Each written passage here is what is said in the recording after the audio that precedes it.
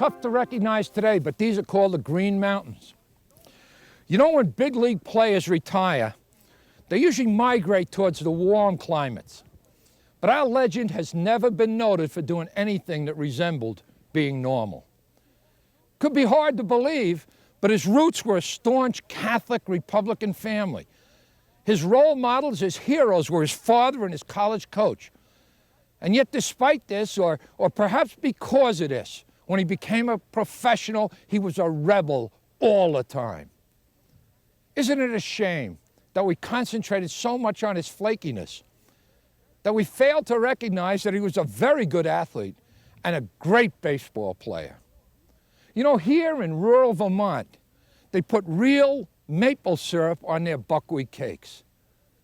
I wonder if it's time for Bill Lee to conform.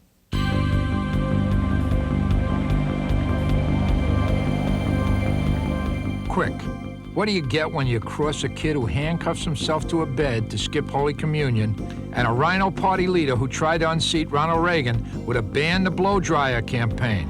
Well, for one thing, the second best left-handed pitcher in Boston Red Sox history, and that's just for starters.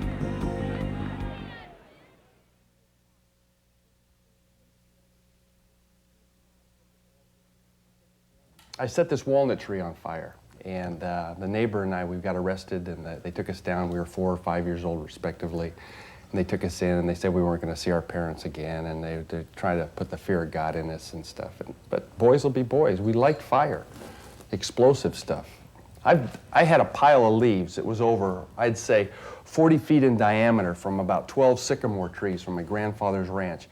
And it was a real foggy 35-degree day, and it wouldn't ignite, so I poured gasoline on it, and I didn't have any matches, so I ran back in the house, came back, got the matches, threw them on. It ignited, blew me 40 feet up the driveway. I remember that. Singe, couldn't hear for like 4 or 5 days. Worst Thanksgiving I ever had. But and worried about somebody catching you. So yeah. Well, you talk about your brother. Tell me about cutting your brother's hair. I read something where you got into a major problem where you cut off all his hair. Is that... Yeah. Well, he looked like Paul Horney. All right. He was getting more attention than me. And he had curly, beautiful golden locks, you know, like Apollo or something like that. So I shaved his head one day, and my mother, to this day, saved the curls, and his hair never grew back curly after that. It was unbelievable. Welcome to the Spaceman's universe. William Francis Lee cast himself as the Wally in an athletic Catholic Leave It to Beaver family rooted in California's San Fernando Valley. But the Lee's baseball heavyweight was Aunt Annabelle, a head-first sliding Pete Rose clone who pitched the first perfect game in the history of the Chicago Women's Semi-Pro Hardball League. You just can't fight those kind of genes. I remember she threw harder than I did, even when I was in high school. And she was short, stocky, had a real good curveball, had a fadeaway, kind of like Carl Hubble, they said, used to have, and had a knuckleball that she taught me. And I see her baseball cards, and they used to wear these little, like silk skirts and high socks, and I thought that was baseball. I really never had any sexual bias.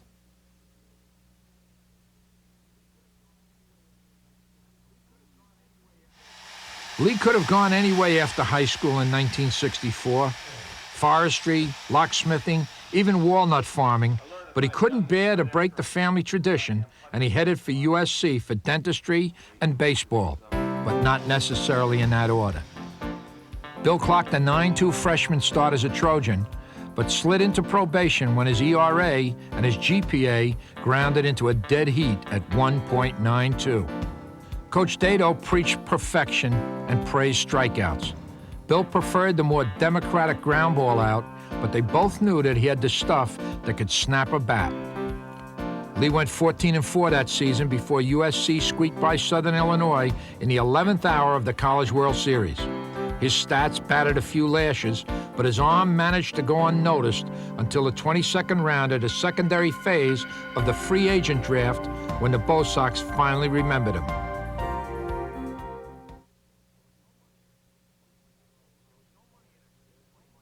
There was no money in it for this 21-year-old college thrower, But that didn't stop Bill from seeking his fame, if not fortune, in Class A ball in Waterloo, Iowa. Drinking milk? What is a milk drinking contest? Oh, yeah. All right. Okay. It still can be done. Okay. I did this at Proctor Academy just last year with the kids down there. You bet a kid that he can't drink a gallon of milk. And every kid will say, yeah, I can drink a gallon of milk. And I say, you have to drink it in one sitting and you got to get it down in 20 minutes. Okay? Can't be done. Your stomach distorts and all the casein in it with the digestive enzymes in there, it starts coagulating with the hydrochloric acid. And once you get down, you'll get this far. You will even get the gallon down, but you can't hold it down for 20 minutes. And then all of a sudden, you'll be projectile vomiting white. You wouldn't believe it. It's a good way to make money on a bet. And on June 24th, 1969, he hit the bigs, filling in for the injured Jim Lomborg at Fenway. The Red Sox warned him not to get too comfortable. He'd be back down from the show in a flash. They were only off by 9 years and 102 days.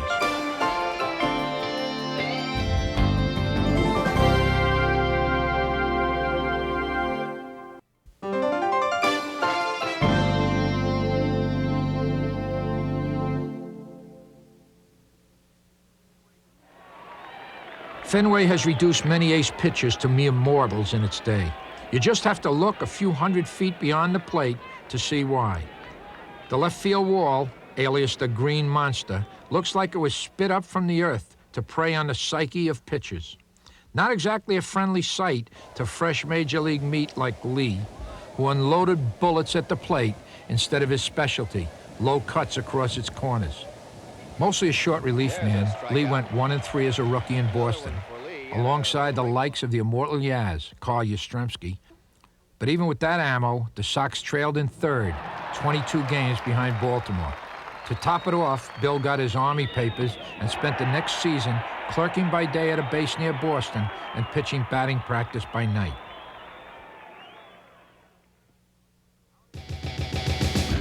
How are they going to blow it this time? That was the perennial cry of the red-faced Red Sox fan when the team roared out of the gate and then ran out of gas down the season's final stretch. Bill Lee heard it like clockwork. As a long reliever in 1971, as the mop-up man in 1972, and while on the regular rotation during his 3 straight 17-win seasons from 73 to 75. And then came the World Series and Cincinnati's Big Red Machine. With 1 game up, Bill started in a losing effort in Game 2, but struck out the mighty Pete Rose. They seesawed in a nail-biter of the series right up to the 7th deciding game at Fenway. Lee led off again, but with a 3-0 edge in the 3rd inning with Johnny Bench on second, he surrendered a dinger to Tony Perez and followed that with a walk. Exit Bill Lee. 3 relievers later, the Red Sox couldn't hold off the Reds and went down in the 9th by a single run. But Bill insists nobody lost in that series, his one and only championship appearance, especially not the sport of baseball. Somebody had to come out on top, but Boston couldn't have made it any closer.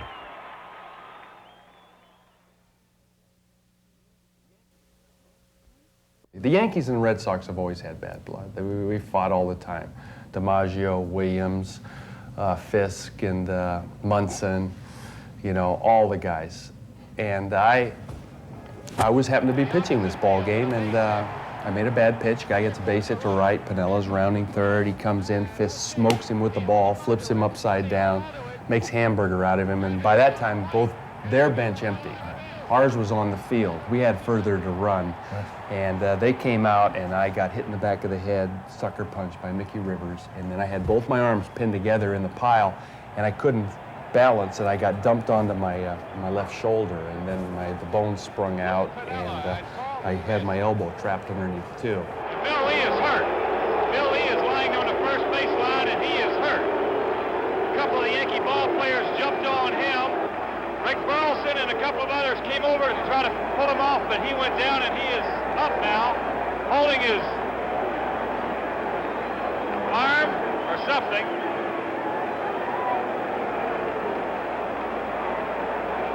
Bill Lee is now going over to a couple of the Yankees, and there they go again.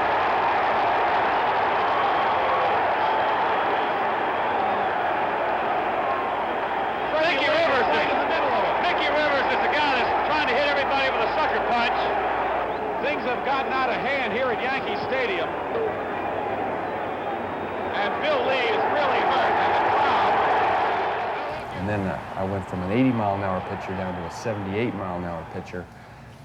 But I could still play a little bit, and I got better, and I learned to pitch in pain. I pitched in pain up till then, but then I really learned to pitch in pain.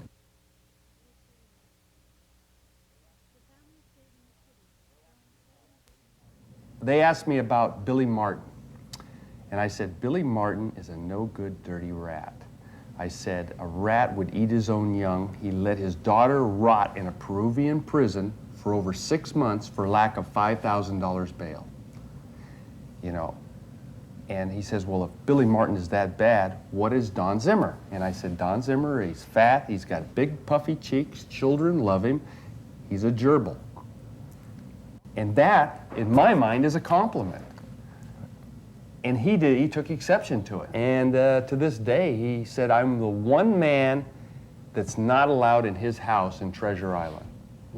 And I said, well, that keeps me out of the poker game with him and Muammar Gaddafi and Saddam Hussein.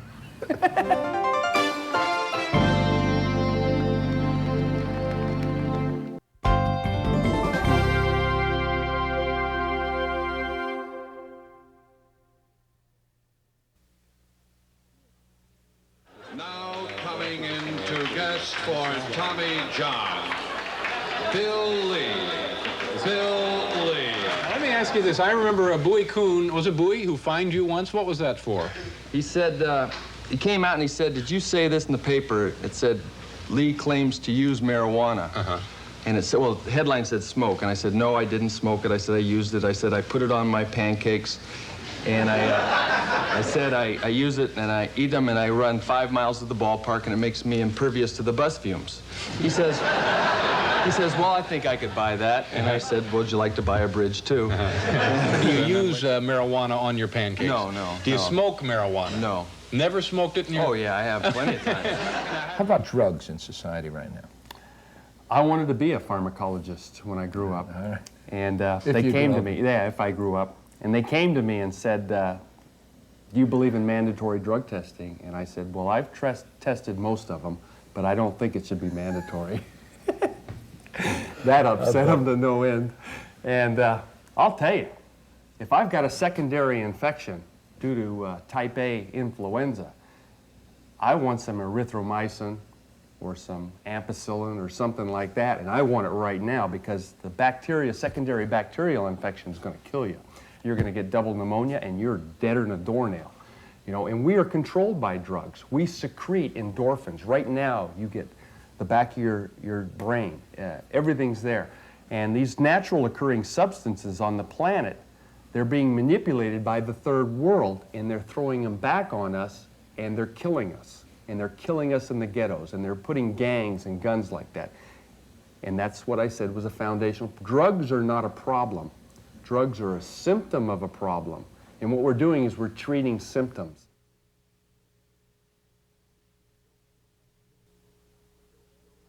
No, I'm not flaky Bill at all. still had a fistful of talent when he it's the right hand transplanted to rule that Montreal. causes the problem. If management got a whiff of his reputation, they didn't show it. He took up running in weights, and with help in the field from Andre Dawson, Warren Cromartie, and Rodney Scott, Lee tossed 16 wins for the Expos in his first season. They were still 2 games shy of first place in 1979 and just 1 game short the following season.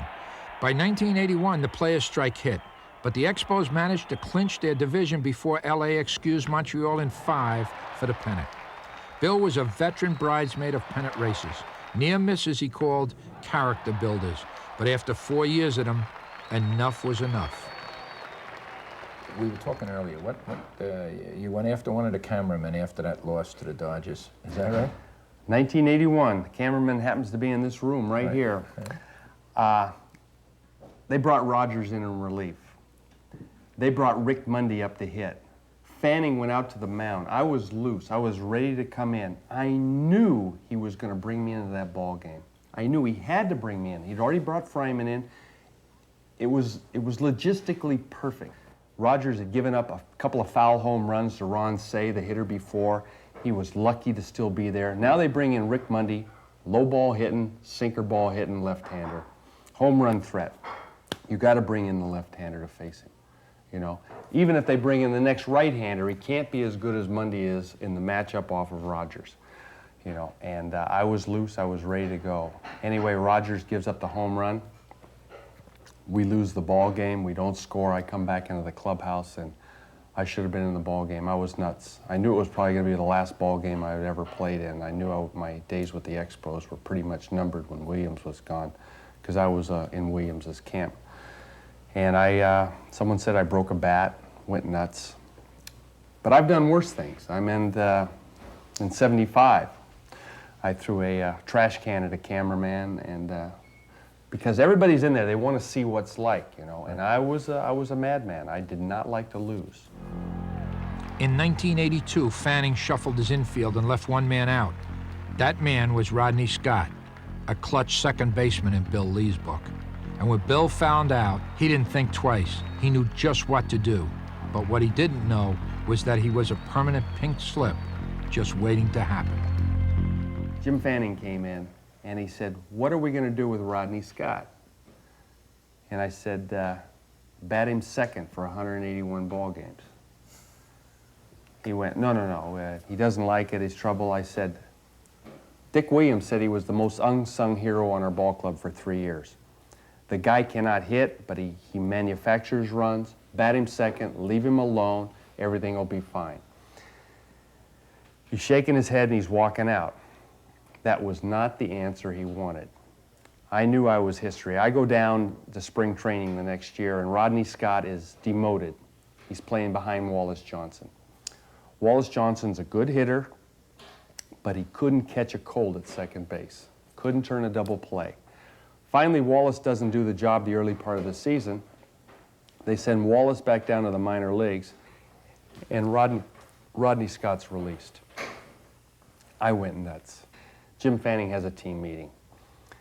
He said, "You guys don't deserve to be here. You have no guts, you have no intestinal fortitude, and you don't believe in this organization. I got a pair of white boxing gloves that my father gave me as a Christmas present." He says, "I'm not afraid to put them on and duke it out with any of you guys that think you're better than the organization."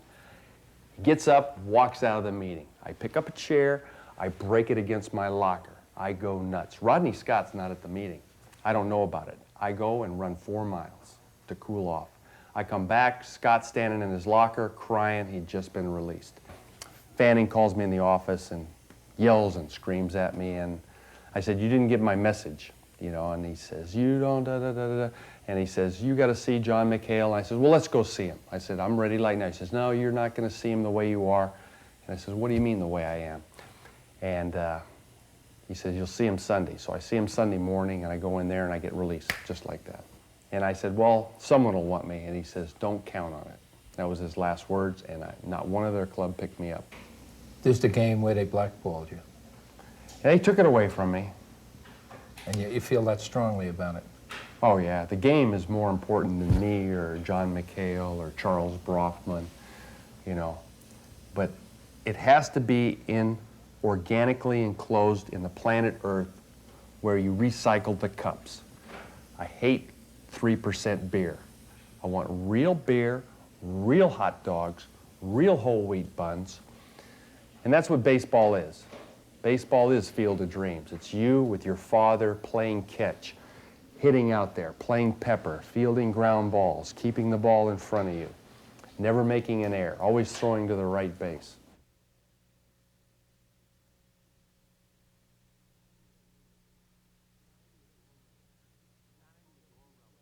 Sanity is all relative. Hitting fungos to yourself, defending the planet, discovering the mystics during a wayward trip to the Cleveland Library was enough for people to brand him a flake. Quite the contrary. Lee insists he's not a rebel, but a traditionalist who's all for natural grass, pitchers who hit, day games, and nickel beer. Bill says he was largely misunderstood by a media that maybe wasn't ready for someone who was brutally honest and did not take the game or the business of baseball too seriously. But busing, pollution, and nuclear war were another story, and he isn't the type to just shut up and play ball.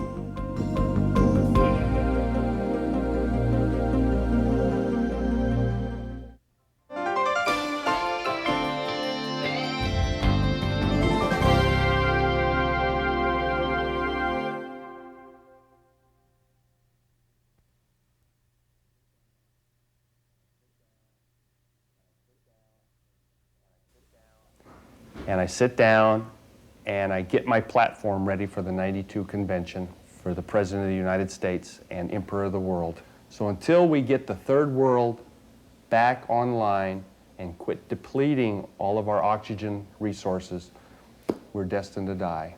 And that's my #1 goal. And when I am elected president, my first thing, I'm going to declare war on the Sahara Desert. I'm going to send in the Army, the Navy, and the Marines, and we are going to plant trees, and we're going to drive that desert right back to the Libyan border, and it will be the garden that it used to be before the Romans seeded it with salt after they defeated Carthage.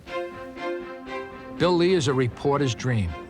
He serves up a quote like he serves up a sinker, with energy and heart, and you never quite know where it's going. When no major league team would touch him after 13 seasons and 119 wins, Bill recycled himself in semi-pro ball in Quebec and New Brunswick.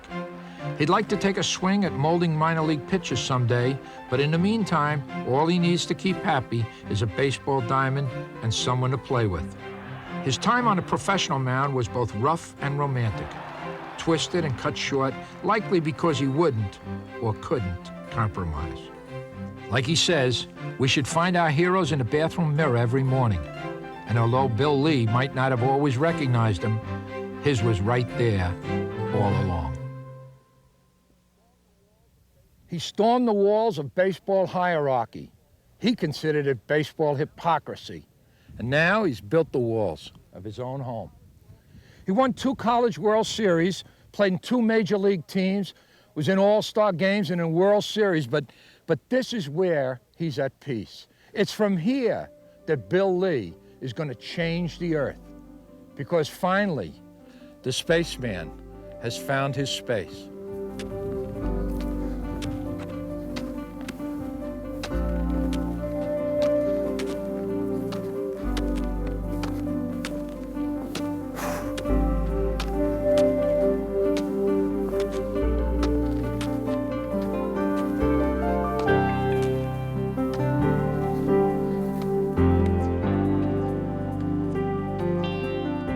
Across North America or halfway around the world, with 3 classes of in-flight service, Air Canada goes above and beyond to serve you better.